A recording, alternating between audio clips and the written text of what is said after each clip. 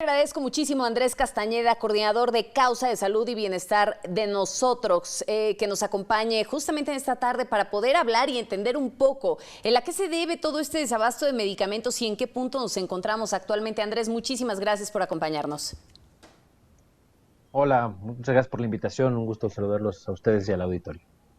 Veíamos, Andrés, todo un contexto, hemos hecho un recorrido por algunas entidades de la República Mexicana en donde se repiten a diario pues todas estas demandas por parte de la gente que pide, que exige que haya medicamentos. Sin duda, uno de los casos que más resaltan es el de los padres de familia que exigen medicamentos para poder tratar el cáncer. Sin embargo, vemos que hay distintas claves que se están reportando en el sector de salud. ¿Qué nos dices acerca de esto? ¿Cómo podemos entender el desabasto y más allá de eso, en qué punto nos encontramos hoy en día? Así es, Magda. Mira, el problema del desabasto sabemos que no es un problema nuevo, eso nos queda claro, no es un problema solamente de esta administración, pero sí tenemos ya los datos muy claros de cómo se ha agudizado a lo largo de los años, de estos últimos 2 años, particularmente a partir de septiembre-octubre del 2019, hicimos un informe con más de 300 solicitudes de acceso a la información, en donde, por ejemplo, si comparamos las recetas no surtidas efectivamente del IMSS entre 2019 y 2020, vemos cómo se triplicaron, pasaron de alrededor de 5 millones de recetas no surtidas efectivamente a casi 16 millones de recetas no surtidas efectivamente. Son millones de personas quienes están siendo afectadas y intentamos también dar respuesta a la pregunta de qué tan grave está el desabasto o a mapear el desabasto con los reportes que hacen las personas, ya sea pacientes, familiares o profesionales de salud, a través de la plataforma cerodesabasto.org.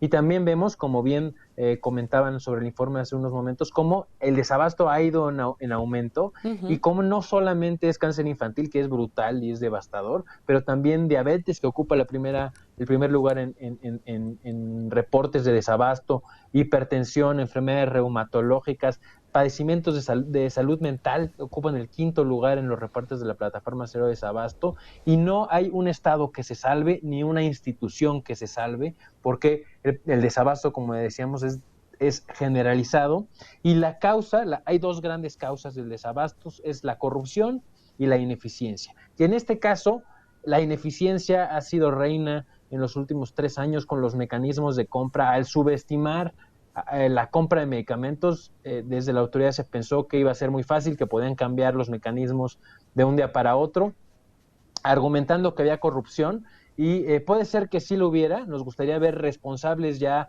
pagando por los hechos si es que hubo corrupción, pero lo único que estamos viendo ahora es que las pacientes y los pacientes están quedando sin sus tratamientos, las quejas de los profesionales de salud, que muchas veces con miedo y en el anonimato se acercan con nosotros diciendo, sabes que no tenemos insumos para trabajar. Estamos viviendo una crisis de desabasto como nunca la habíamos vivido en el país, y creo que nos lo tenemos que tomar muy en serio. Esperamos que la autoridad reconozca que hay un problema, porque solo así podemos empezar a resolver la problemática.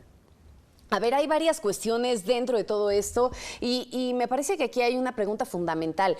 ¿Este problema puede ser de carácter global? ¿Y por qué te lo pregunto? O sea, nos mencionas, es debido también a la ineficiencia por parte del gobierno, a este desorden que se generó en torno a las compras consolidadas y demás. Sin embargo, hemos escuchado muchas versiones en donde también pues dimen o asumen que el problema es de carácter internacional y ahí lo quieren justificar.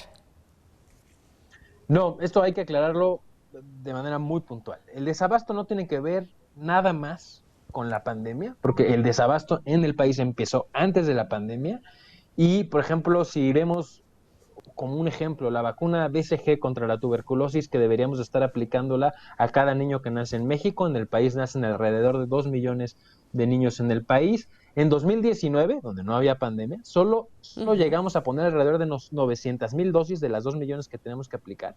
En 2020 no llegamos ni a las 100,000 dosis, y en otros países de la región sí se está aplicando la vacuna. Entonces, no podremos hablar de casos específicos en donde quizá en algunas sales que se utilizan, algunos insumos, materias primas, ha habido retrasos por problemas en la India, en China. Sí, eso sí ha pasado con con algunas claves están detenidas en aduana por cambios de registro sanitario, pero el grueso de la problemática es por mala administración y una mala gestión en la adquisición de estos insumos. Dentro de estas compras sabemos que finalmente el gobierno federal recurrió a la ONU a través de la UNOPS para poder realizar las compras de todos estos medicamentos.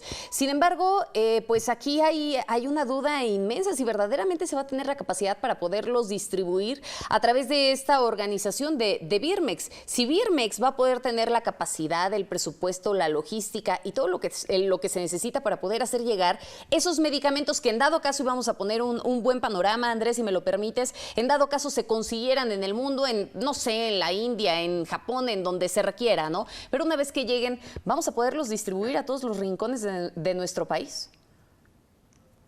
Mira, Magda, no solamente la distribución es un reto, el almacenamiento. Tú sabes que los medicamentos ocupan mucho espacio, ¿no? Porque Luego vienen se en lo cajitas, roban. ¿no? Y está este tema de la seguridad, pero no solamente el tema, sino cómo garantizar la calidad de los medicamentos. Uno, cuando llegan ante las compras de proveedores internacionales, que no haya procesos fast track ni nada, sino que se siga estos procedimientos que garanticen la calidad, como lo venía haciendo muy bien México.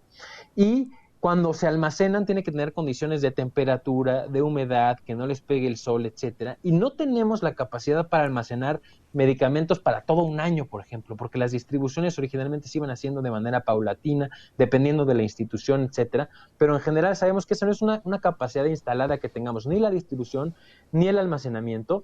Y sumemos a esto que la UNOPS, si bien en principio es una gran idea, que un organismo internacional garantice la transparencia y comprar, digamos, es más barato por docena, ¿no? También esta lógica es bastante interesante. Vemos cómo no se logró comprar, pues ni siquiera la mitad de las claves que se intentaban. Es un buen inicio, pero tenemos que poner candados para que no después salgamos a comprar, como está pasando ahorita, todo lo que no se pudo comprar de último momento, con adjudicaciones directas, a Claro. sobrecostos por las prisas, etcétera, que ese es otro problema gravísimo y que también nos vamos a enfrentar a un tema de inequidad gravísima, que el sistema de salud mexicano se caracteriza por ser altamente inequitativo, regresivo, favorece más a quien más recursos tiene, y pues al haber una mala organización, quienes se ven más afectados, y hay que decirlo con todas sus letras, son los más pobres, los más vulnerables. ¿Por qué? Sí, Porque por las supuesto. instituciones que atienden a estas personas tienen muchos menos recursos, tanto en personal que haga las compras, como recursos económicos para comprar estos medicamentos a un sobrecosto. Entonces, tendríamos que garantizar y vigilar que de verdad llegue parejo, que el sistema de salud atienda parejo a todos los mexicanos por igual. Y eso, cuando hay una mala organización, es lo primero que se ve afectado. Sí, claro, ¿de dónde sacas 7, 8 mil pesos para poder comprar el tratamiento? A ver, en México sabemos que pues cada 4 horas fallece en promedio un niño por cáncer. Es la segunda causa de muerte entre los niños entre 5 y 14 años, algo sumamente doloroso. Y sin embargo escuchamos ahora al inicio de este programa, recapitulábamos al doctor Hugo López-Gatell, ¿no? Estas quejas por el desabasto de medicamentos decía que tienen fines golpistas, que hay grupos de interés político que están detrás de todas estas protestas. ¿Qué nos dices de todo esto? Mira, recientemente el día de hoy, hace unas horas, se acaba de publicar un artículo que pude escribir para Animal Político, en donde afirmo, es un tema político. O sea, sí es un tema político, pero no un tema político de los partidos, es un tema político porque nos afecta a la sociedad. Entonces sí que es un problema que nos moviliza como sociedad, por eso mañana está convocada los papás de los niños con cáncer, están convocando una marcha de varias movilizaciones a las que varias organizaciones de la sociedad civil nos hemos sumado, porque sí es un problema público que nos afecta a todos, y eso lo convierte en un problema político que no podemos menospreciar, y es gravísimo confundir o intentarnos escudar, o un falso dilema, el hecho de este combate contra la corrupción con que no haya medicamentos. Eso creo que es un falso dilema, que compartimos la idea de la lucha contra la corrupción, creemos que es importantísima. Si existía, que se persiga y que se castigue a los responsables, pero no podemos estar a expensas o no podemos hacer que el precio de este proceso sea el que las personas nos quedemos sin el acceso a los medicamentos, porque si empezamos por ahí, pues vamos a salir bastante perjudicados como sociedad. Entonces sí que es un tema político, son muy desafortunadas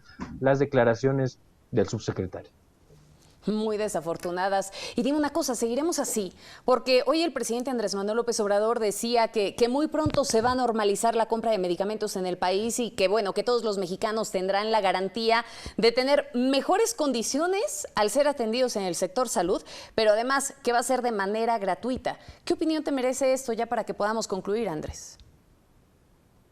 La idea nos encanta, la compartimos desde el primer día, desde cuando el presidente López Obrador suele decir que debe haber medicamentos gratuitos para todos. Estamos alineados y con ganas desde la sociedad civil de apoyar en todo lo que sea posible.